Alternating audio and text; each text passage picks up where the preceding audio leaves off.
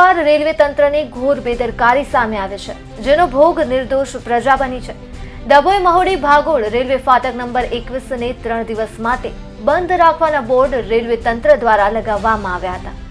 17 ડિસેમ્બરથી 19 December સુધી એમ 3 દિવસ આ ફાટક બંધ રહેશે તેવી વિગતો તંત્રએ આપી હતી, પરંતુ રેલવે દ્વારા કામ સતત ચોથા દિવસે પણ ચાલુ જ રાખવામાં આવ્યું હતું, જેને લઈને લોકો અટવાયા હતા।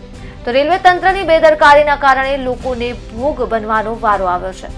ફાટકનું સમારકામ કરવા માટે તંત્રને રાત્રિનો સમય આપવામાં આવ્યો હતો, જેમાં રાત્રિના 11:30 થી 4:30 વાગ્યા સુધીમાં જ આ કામ પૂરું કરવાનું હોય છે, પરંતુ આ કામ પૂરું ન થતા સવારે 8:30 વાગ્યા સુધી રેલવે ફાટક બંધ જ રહ્યો, જેના પગલે વાહન ચાલકો સહિત નોકરી ધંધે અને શાળાએ જતા બાળકો પણ અટવાયા હતા।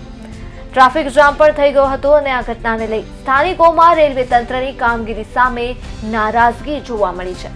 તો અટવાયેલા વાહન ચાલકો માટે વાહન વ્યવહારને 5 કિલોમીટર દૂર વેગા ચોકડી થઈ સરિતા બ્રિજ પરથી ડાયવર્ટ કરવામાં આવ્યો હતો। ગતરોજ રિપેરિંગ કામ પૂર્ણ થઈ આજરોજ ફાટક રાબેતા મુજબ કાર્યરત થવાની હતી, પરંતુ કામમાં વિલંબ થતા હવે લોકોની ધીરજ ખૂટી રહી છે।